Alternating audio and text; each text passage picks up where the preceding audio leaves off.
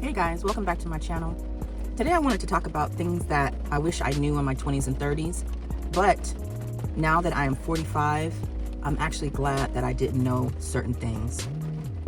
Now that I'm older and I've developed a better and deepening spiritual relationship with the Most High, I am understanding that a lot of things weren't meant for me to know at that time. And I'm glad that at this point in time in my life, things are being revealed to me that weren't revealed to me in my 20s and in my 30s. I remember when I was living in Texas, and the job that I had as a medic, I did not want. I realized that very quickly on. When I was working in a clinic, my first job was working in a clinic, an internal medicine clinic, with mainly old people with all kind of comorbidities, diabetes, heart disease, all these things, right? I got transferred after a year to working upstairs in the wards, and that job was extremely taxing. Each technician had at least 6 patients assigned to them. It was very busy, fast-paced. You really didn't get a break, right? In that moment, I realized that is not the job for me. I said medical field is just not for me. And the more I went on working in the medical field, the more I disliked it. And the more my mother got sick and spent so many days in the hospital with different ailments, the more, even more, I began to dislike the medical field personally for me. So at one point in time, at least 3 times, I tried to transfer out of that career and do something completely different. Well, the first job that I tried to transfer into, it wasn't completely different. It was in the same field, but it wasn't having so much hands-on with patients. I wanted to be a neurology tech, right? And at that time, I was married and an alcoholic as usual, smoking up the wazoo, performing at a great level. I mean, I was able to obtain some certifications, and I even got honor grad, but I still wasn't putting my all in all into it, right? And so there was an opportunity for me to cross-train into neurology field. And my functional manager at the time, I did not like. He was an older white dude, bald, part of the good old boys club. And he just had this air about him that I could not stand. And he denied me that job. He would not push my paperwork forward.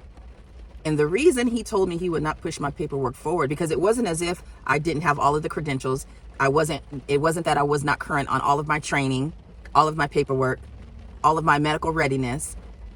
He said, because you are in a toxic relationship with your spouse and you wouldn't do a good job in this field. So what did I do?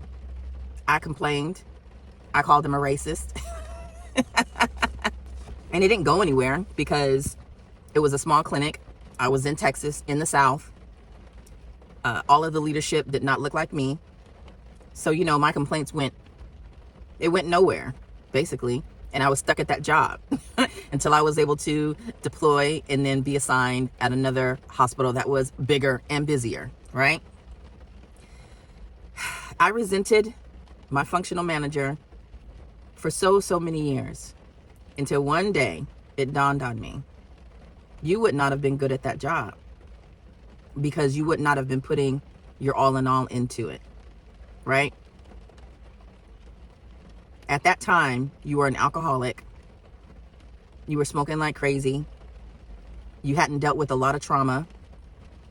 You were in a relationship that wasn't serving you or the other person. You were bitter and you were unhappy and you had a victim mindset.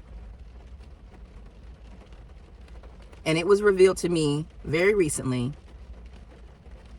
that sometimes when the answer is no, it is for your own good, and it is for the good of those that will be affected by who you are as a person. And it also came to me that there's a possibility that with you being an alcoholic and hung over at work, trying to read brain scans and things like that, you could have possibly missed something that would eventually be the demise of a patient.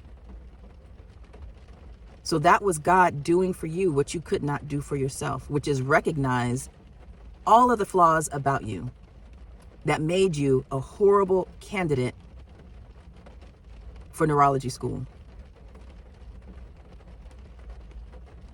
And so I'm grateful to God for, even when God tells me no, there's always a reason for it. And I'm just now at the age of 45 learning that. It took me all these years to get here, but guess what? I'm here. So I guess I'm sharing this information with you all because I want you to understand that just because the answer is no doesn't mean for you to give up on whatever it is that you're going for. It doesn't mean that you have a right to be indignant about that no. Is it substantiated sometimes? Absolutely. Sometimes people come into your life and they sabotage things. And sometimes people sabotage things unknowingly. But at the end of the day, God's will is what happens. And it's always, always for a reason. You may not understand why. You may not ever understand why. But just know that it is for a reason. There have been so many things that I was denied, or so many things that took me years to finally get.